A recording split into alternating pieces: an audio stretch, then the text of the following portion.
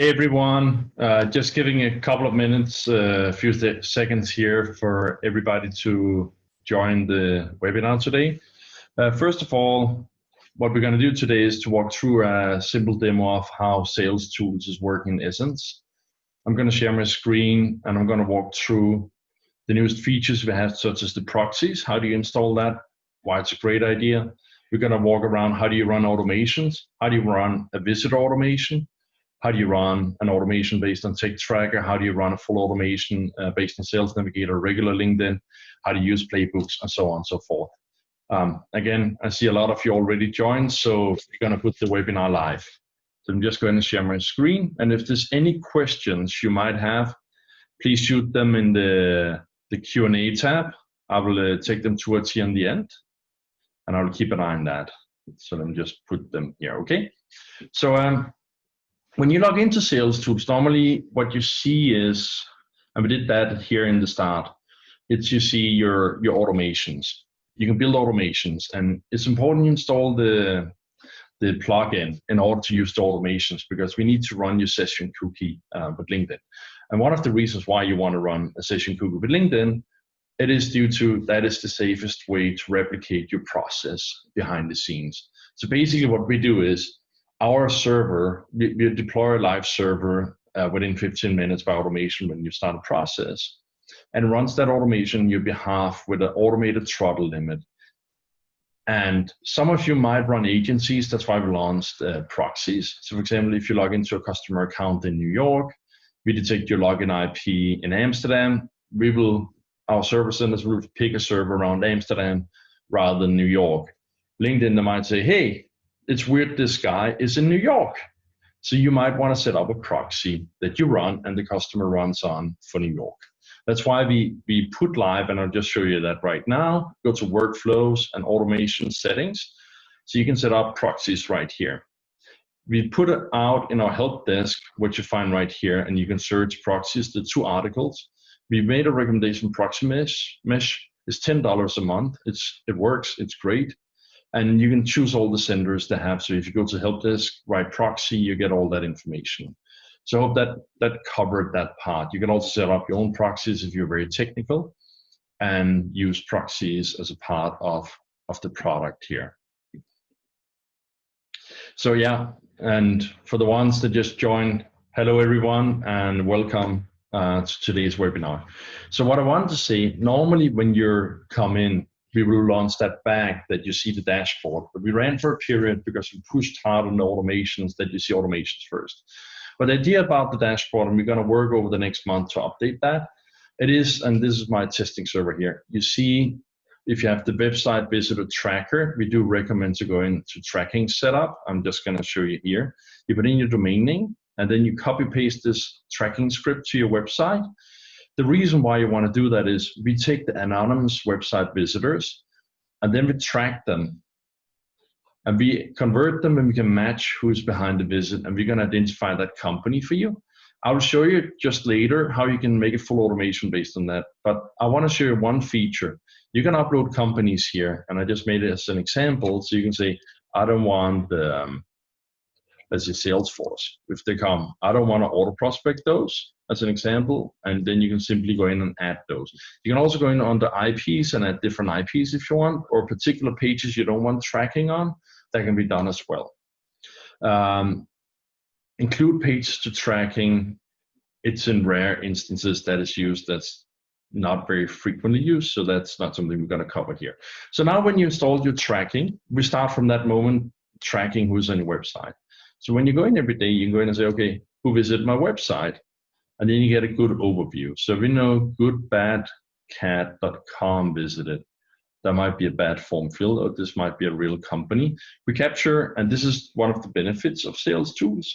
Together with our customers, we're growing our data set. So if you look at our competitors, they do not have a subset of customers to give a feedback loop. So every time you send an email and somebody click on the link and open that email, we actually capture the IP of that company and match the domain names in the back. Or every time somebody fill out a form, we capture the IP of that form fill with the domain name and match this company is behind that. So together with customers, we're growing the data set to cover bigger scale worldwide. Hope that makes sense. So for example, I'm going to see who have seen what and so on and so forth. So this is one of our customers. This is ENO for Hyperrise. You see here that he logged in earlier today, right? And yesterday.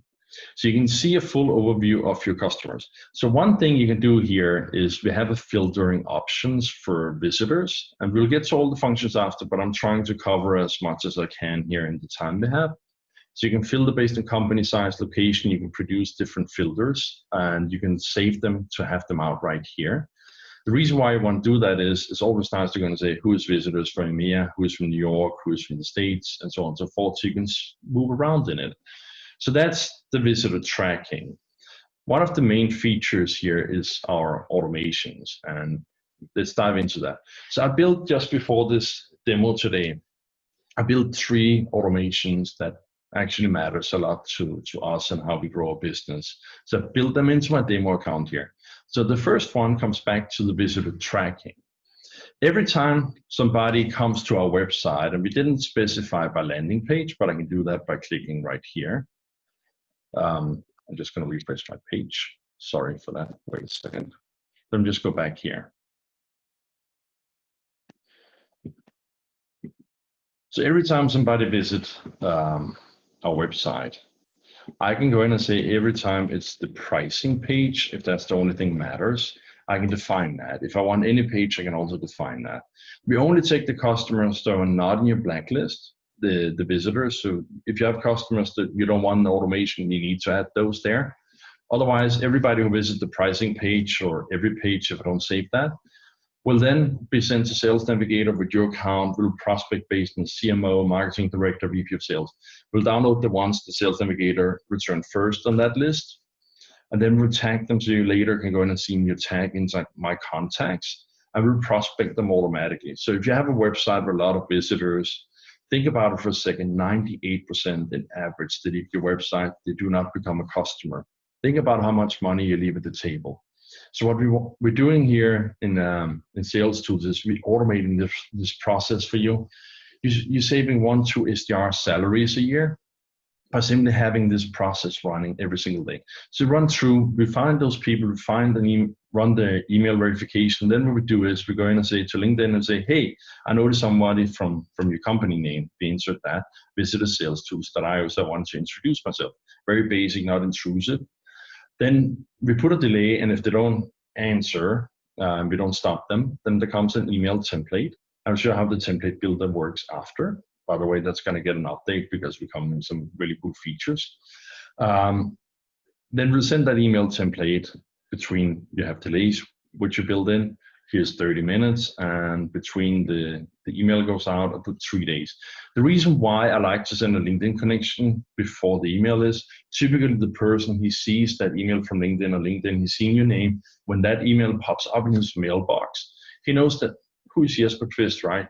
Because you've seen you on LinkedIn. So he will open that email, so your reply rate tends to get a lot higher. Then we go through this entire funnel. If nobody follows up at all, we actually export them into our marketing automation and then nurture them later. If we couldn't find the email, then we set up the same process, but just running on LinkedIn. So imagine in large companies, this is, for example, a segment they were doing every single day, doing $10,000 in new pipeline every day by doing this process manually using Clearbit and having sales reps sending out and mass data and a lot of clicks. We did this to run automatically, so you can go, technically you go to the beach, right, and wait for somebody replying at you if you didn't really want to focus on other things. So that's an option. Another function we build in is if you have a Take Tracker subscription in your technology company. For us, that doesn't matter. So we care about, and we set up and Take Tracker and alert every time somebody install Lead Feeder.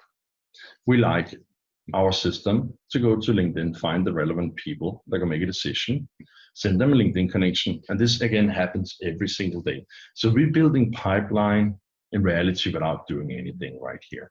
So those are some of the benefits. I want to show you another function. So if we're going to build a new automation, I could also go in and say anyone who's using one technology at all. So I can say whoever is using HubSpot and Salesforce at the same time, as an example here.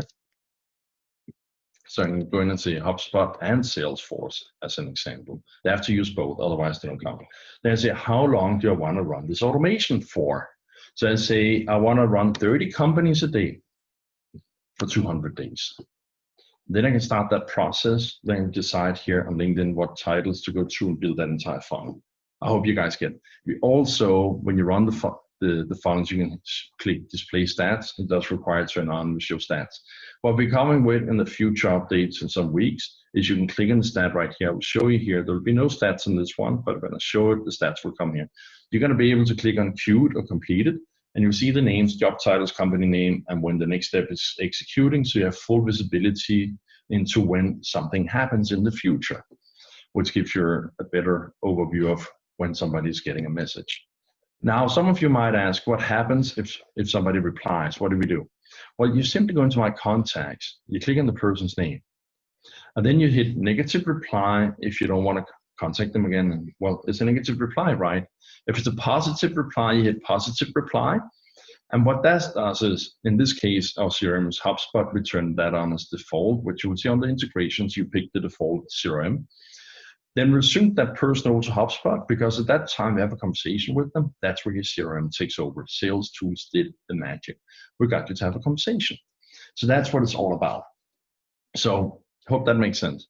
The next part is you can also manually sync them over to other systems, and if they're tagged, you can see where that comes. So that's how that works. We are going to come in during Q3 with an automation, so you don't have to do negative positive reply, where we actually identify keywords if it's a negative positive reply, and we're going to do that fully automated for you based on the LinkedIn and the emails. But we're working on matching keywords in the replies, so we're running some larger indexing on that. So during Q3, that will be fully automated, so you don't have to do it yourself.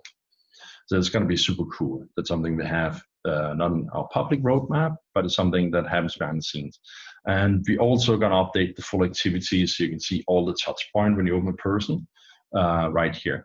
Another thing for automations is we're doing two things right now. If I have a bunch of contacts here, I can either import from a CSV file. We're going to add, like you have to add to a Playbook, we can add them to an automation right here. The same we're going to do, and I will mention a case of customer I did a call with yesterday. He had a bunch of companies you want to upload, and then you want to automatically prospect them on LinkedIn like we do website visitors. We'll come with that automation, so you can import domain names or company names, and then you can click one button from here, and then you can also run them into automations that will come in about 3 weeks from now. I just want to make you guys aware of that. So let's say we're using LinkedIn Sales Navigator, and we want to run a longer search of potential leads. Now, how does that work? Well, let's say VP of Sales. Let's say I want to reach out to VP of Sales. I'm not going to do a big dive into searches here, but they have great search filters. I always go in and say who has been active the last 30 days, because they will be in a job right now. Especially who was mentioned names, but it should be the higher decision makers. So we do that. Then I'll take this URL, I'll go back to Salestools, so say LinkedIn Sales Navigator Search Extract. I want to also just point out, if you save to a list right here, you should go in and say LinkedIn Sales Navigator list as a starting point, otherwise you'll get an error. So that's two different starting points, just to make you aware. And yes, you can do the same for regular LinkedIn as well. You don't need Sales Navigator, but we do recommend it. I know a lot of you out there have asked about that, and just want to make that clear. Okay. Then the next step is we can decide how many people are we going to download. So I'm going to say 1,500 right here. And then I want to say VP Sales. So I put the tags so I can identify them later. Again, I'm just going to jump in another window. I just want to show tags right here. So you can type in that tag, you can filter, and you can find that data, right? So it's super easy.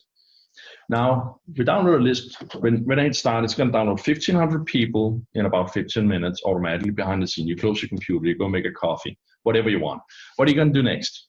Well, you want to contact them. So what we can do is we can say, if you do connection request daily right here, that might be a good idea, might not. We limit it to 40 connection requests a day to save your account, not to have too many requests going out. We will, in about 2 weeks from now, we will allow you to set your own throttle limit. But right now, it's capped at 40 per automation, just to make that clear. You're going to write your message. And then you go in and say, okay, if the email is not verified, what I'm going to do. We always want to do that exercise, because if the email is verified, well, then we know for sure it's getting in the inbox. If it's not verified, you have some bounces, that will cause that your future good emails might end up in the spam folder, and that's really bad. I can tell you some background information why that happens. Google and Microsoft are so sophisticated, they're making a hash string on your email. So when you are downloading, when you're sending an email, they're making an entire hash of that email. And what happens is, if the next email comes identical, they know that this is potentially a sales or marketing email. If there's a low reply rate or high bounce rate, or actually over 5% bounce rate, they will start sending you to the spam folder. That's why we're actually telling you this is best practice. Now, then you will go in and say, okay, you put a delay, then you choose your emails and your mailbox, and then you make the entire setting of what you want to do.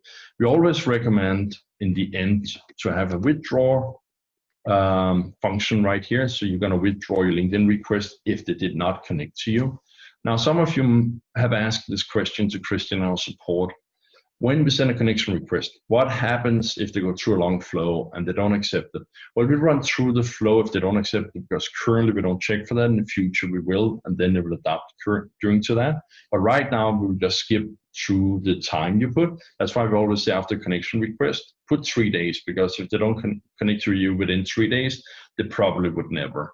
We've seen that over and over again as a result. Then all you got to do is to save and start, and then you run your automations. So that's like the basic of automations. You can also clone automations. If you make like I did here with Lead Feeder and Lead Forensics, I make this amazing automation. I can clone and say, let's say HubSpot, install HubSpot. So I can clone this automation and reuse it without having to rewrite it. In 2 minutes, I can make this automation works as I want it. So all I got to do is to go in and say, okay, change this email template, hit save, change my message instead of Lead Feeder, I change it to HubSpot, hit save, and then basically within a minute, I cloned a best practice automation for my team, right? So I hope that's very simple. Now, we come with unlimited users, and the way the team billing works is you can invite a user, and then between your existing users, you can go in right here and say, Loredana, she's sending to George 5 automation and 2,000 credits, for example. You hit apply, and then they instantly are changed around your team. When a team member is added, you get the options to decide how many automations and credits to get from the admin account, which is like the bank for the company, which is written up here, and then you can move it around. So just wanted to make that clear. We have a plan around making an agency model later on this year for customers, where you then can select right up here the sub accounts, the companies that you're working with. So you can have trackers on different websites, but that's something that's going to be more than a month away. So that's something we have in the works. And that also works great for larger companies, because if you have different divisions, then different country websites, they can run sub-organizations as well. I'm just going to see right here if there's some questions. So I have one person who was asking about proxies. I covered that early on in the start. If you do have questions, type them in the Q&A. I'll run over them shortly, but I'm just going to continue. And if I am speaking too fast or anything, please let me know.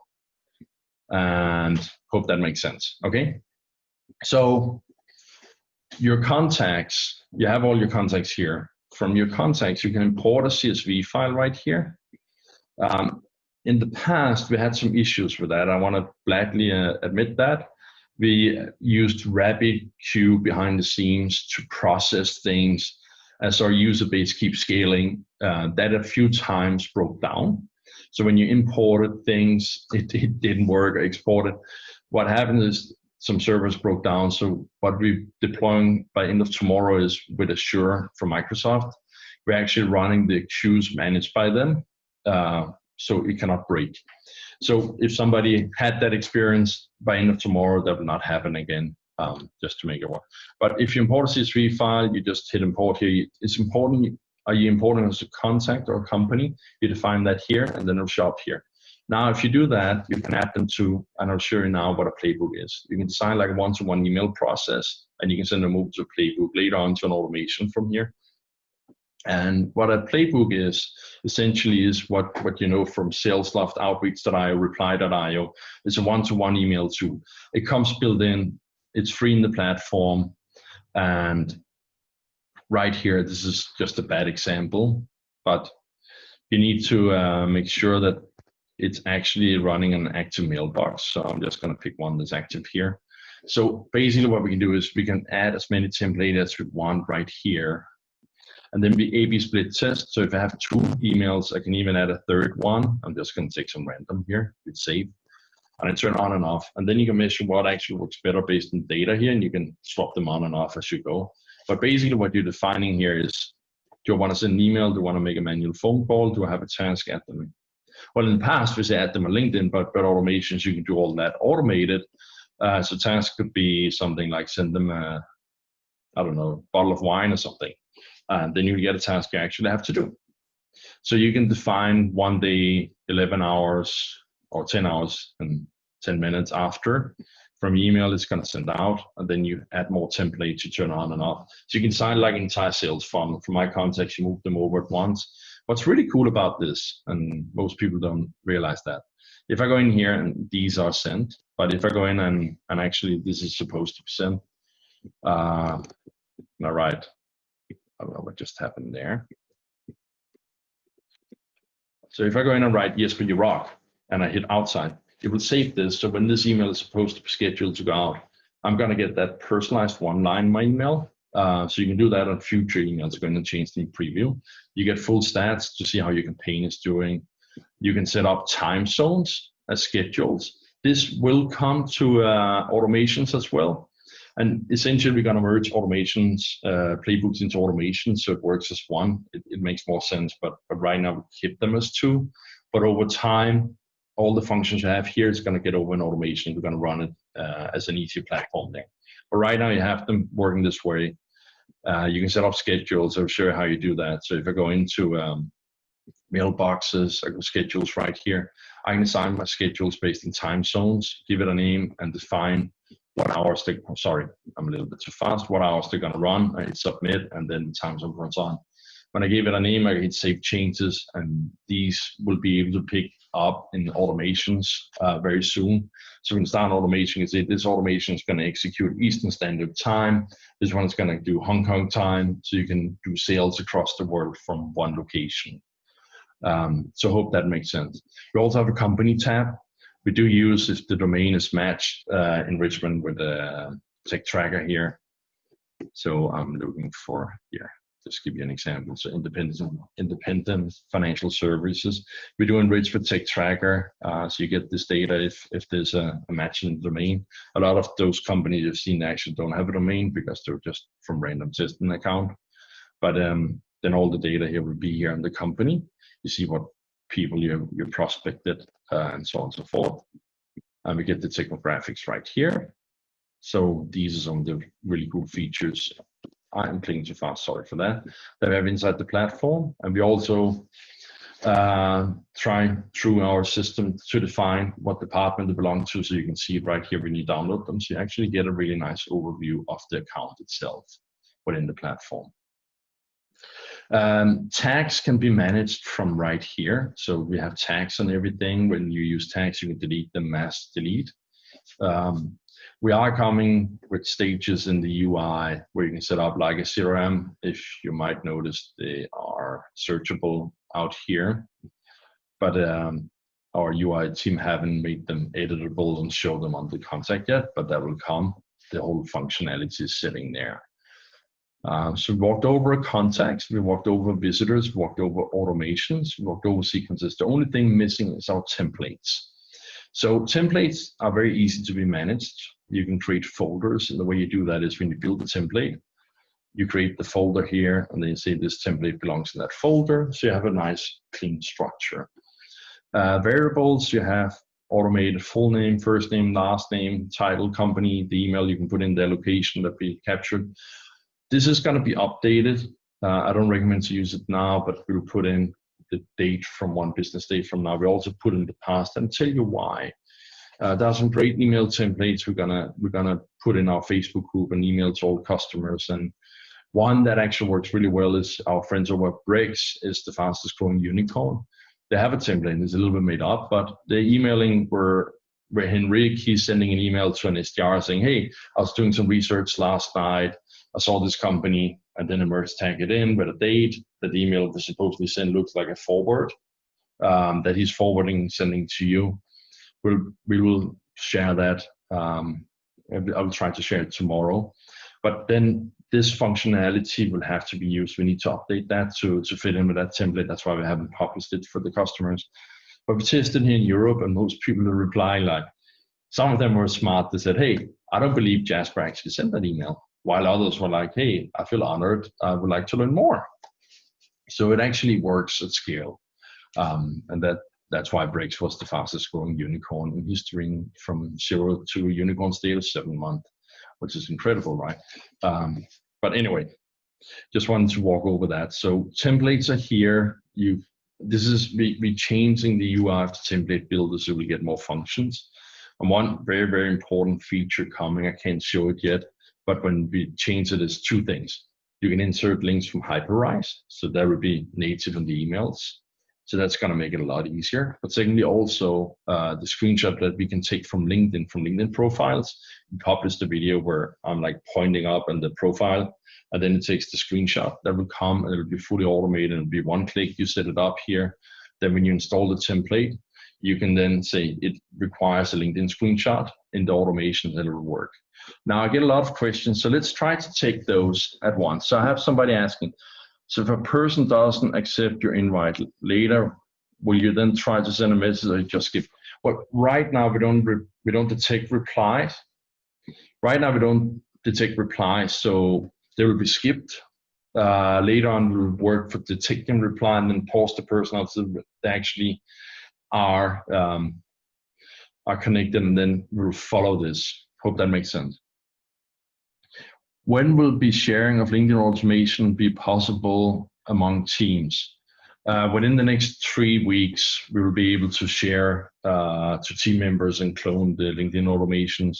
One of the reasons is we have some of our employees that will go on vacation on Monday for a week, so they wouldn't be able to work on that the next week. That had been planned a long time ago, so we need to honor that for them. Will there be a replay? Yes, there will be a replay. We're recording this, and I will upload it and share it with all of you by email. If you bring in 1,500 searches and you only make 40 requests a day, when does the flow of emails set sent? The emails go out, those 40 from the previous day, but everyone else is queued up 40 at a time. So what I think this question goes is, when we make an automation, we start out with a Sales Navigator search link. Let's take that right here. It's just for 1 person, something, right? If I put in, and I just want to make that clear, if I put a connection request in here, then I'm queuing people up to the 40, right? Because I'm just doing 40. If I want to do more emails, I will start out saying if they had an email verified, then I will put in an email before the connection requests. I have more emails going out. Otherwise, the bottleneck would be how many connection requests can be sent on the left and right here, and then people will be queued based on that and go down. I do hope that answers the question. Thank you. Let me see here. Since we have a limited number of automation, I use delete the old ones, but then I lose record of which automation I've already won. Can you advise? So you have 5 automations by basic in the subscription, yes. Typically, I will use tags to keep track of things. Remember, when a contact enters here, we run duplication control. So if they show up in another search, unless they change job on something, they will not go in again. They will be skipped and will download somebody else from LinkedIn. So that will not be the case. So that will be the best way actually to keep track of it. I hope that makes sense. I have a question saying, thanks, Jesper. It's an easy one to answer. How should we track how successful automation have been? Number of accepted connection, number of replies. It's really hard to answer that question, to be honest. I look at the bottom line, how many, it's not how can I say this right? It's not a popularity contest. If I have 1,000 people saying yes, well, if those 1,000 people don't do anything or bring any business, they're probably not very well targeted. I prefer to have 10 people saying yes, they're my ideal customer profile. And those are the ones I really want to talk to, right? That's how I will look at it. So I will look at my reply rate, but the positive reply rate, not the negative saying I'm not interested. I will look at those that are really interested. So in the end of the day, an automation, if you look at the outcome, is the number of demos booked. That's your success rate, in my opinion. But okay, it's different from business to business. If you're a consumer brand, maybe the number of people that then connect with you and then see your information that you're posting on LinkedIn later on, then they click on it to buy. That might be your success criteria in that case. If you're an agency, you might have different success criteria for customers. So it's very broad to answer. I hope that made a little bit sense. So I have another question. So once people are downstream from the connection request, things process normally for them. Just want to make sure you don't have to do all 1,500 connection requests before you move people downstream, parallel versus serial. So again, it depends on how you design this entire flow. Hope that makes sense. Some of our clients are using different outbound email client. Can we use Zapier to sap the data over into the email platform? So right now, when you use Zapier, it sits as one, but when you come with an agency mode where you can choose between sub-organizations, then you can install different Zapiers for different clients. That would be the use case, how you do it there. But right now, when you use Zapier, it actually goes to one platform. That will be upgraded over time, but we will do that when the agency mode is working because that's the best use case there. Thank you. So I have, thank you, Regis. I'll be limited to 40 connections a day, even if you're a LinkedIn Sales Navigator customer. So we capped it at 40 per automation. So if you run 5 automations, you're limited to 200 connection requests in essence, right? So if you want to up it up, but we will free that throttle limit soon, so you can set it yourself. But we kept it on purpose like that, so nobody had a bad experience, because we have seen in the past, I mean, remember, we've been doing this since 2014. Was it the limit's too high? People that tend to say, squeeze the lemon, right? They try just to push it a little bit harder, and boom, they might get blocked for 24 hours. And they come back and say, hey, I got blocked for 24 hours. And say, hey, we told you not to push so hard. So we want to avoid that. That's why we didn't free the throttle yet, but we'll do it. So let's see here. Just to clarify, I'm assuming we're pulling from a LinkedIn search and starting with a connection request. So this is context. Will 1,500 requests have to complete first before anything else is executed, even somebody connects? Again, if you run this one, prospect LinkedIn, then connection request, then it's 40 a day that move through the funnel. And I think it's not about spamming. It's about having a funnel that works and have an outcome. And I think if you want to have 1,500 emails right now, you should put the email in front of the connection request. Again, we do this to safeguard you. Seems like I got the same question 3 times. Hope that answered it. Does the message flow stop if a user reply? I already went over that. Right now, you have to do it manually by going to a contact and then hit positive and negative reply. As I was explaining, we are building a platform behind that analyze the wording in the reply to mark it as positive and negative and do it automated for you. But I hate the word AI because it's such a bullshit. But it is actually syntax. To be honest, it's the backend team. They're doing some big data on that. And I know we're using the Watson from IBM. They have a special program to do that. So we're training that right now. So when that comes into place and we update the connectors to LinkedIn, we'll be able to automate that. But that's going to be during Q3. It's not going to be right now. We just started Q3. So during the next 3 months, okay? Any support for multiple LinkedIn accounts down the road? Well, you can do that. I'll show you how. I'm just going to move my Q&A bin. You can add multiple team members, okay? Then what you do is you go to Chrome here, and then you log in as another Chrome account here, swap between a user and then we use that. Then you log into LinkedIn and Salestools on that account, and then you do another one, or 5 or 4, right? Then you move between them, and you do it on one account. So you already support that. I hope that makes sense. If not, then please ask again. Let's see here. I guess my confusion. Day 1, 40 go through. Will those 40 not continue? Okay. I got you.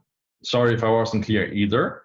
So let's say I have 200 companies adding lead feeder tomorrow. Probably that will never happen because we're competing with them. So we'll have 200 companies using Salestools. Joke aside. Then 200 companies, we prospect in LinkedIn, let's say 5 people, that's 1,000 something, right? Now I have 1,000 pending LinkedIn connection requests. If 40 goes here, they start moving down. Next day, another 40 goes, start moving down. Next day, another 40 goes, move down. Everybody move down.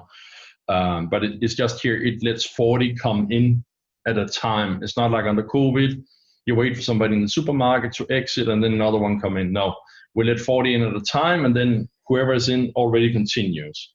I think that was a good answer, right? Good. So far, I think I answered all the questions. There were 17 questions here we pulled in. I hope that made sense. If there's other questions, do not hesitate to reach out. I don't know if you have questions here. Tried to live stream and never did that. That actually finished, so I don't know how that works with Facebook. Anyway, so I hope those things made sense. We should have posted on the Rocket here that, but GetBeamer is a little bit slow to post, but we posted that the proxies went live. You can always see new features. We tend to post them as soon as we can. So I think I pretty much went over everything. Earlier today, for the ones that want to learn a little bit more, I talked about a webinar we're doing, how to increase your sales by 200% with a radical value offering. And actually, I just want to give you guys a few hints of why we're talking about that. Because when people come to your website, typically they do not convert because you're selling and you're communicating features. So to give you an example right here, selling a drill is a feature, right? The customer wants a hole. But what the customer really wants is they want the end result. So they might want to, so if you look at the input outcome, they might want to build a beautiful restaurant table made of walnut. So in the end of the day, this is the outcome they're seeking. But you're featuring on your website a drill. So what you truly want to focus on is really how do you serve the outcome. It's not about, in this case, not about us. It's all about the customer. It's about serving what do they want. And this is what's so important. So it's always important to think about that. I published in Demand Value Group, I published a video about this today. Take a look if you want to learn more about how we look at your positioning and messaging, because in the end of the day, that's so important. And we'll publish more about that because it's all about a framework. How do you find your right way of communicating? That's one. But also, how do you test it? We have some frameworks around how do you use Mechanical Turk to do that on mass testing of regular people to understand if you resonate to them, and how do you test it through cold emails and build connection that way. So we'll come with more information about that later. If there's any more questions, please shoot them. Otherwise, I don't. Okay, that came. No, those were answered. So there's no more open questions right now. I hope I kind of answered everything everybody had to learn here. If not, please let me know. And I'll record this. Is recorded. We will upload it. We'll send an email after the webinar later today, so you can watch it again. If there's any questions, hit us on the chat. And thank you for joining Salestools. Have a wonderful day.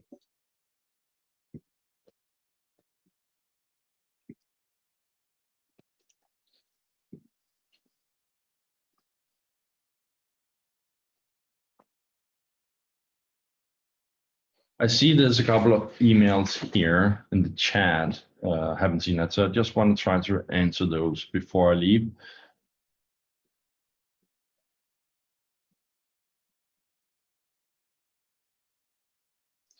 That I'm not sure I understand this one. Rod Radio, is it good in Salestools and the links in the email body? If you might want to repost that.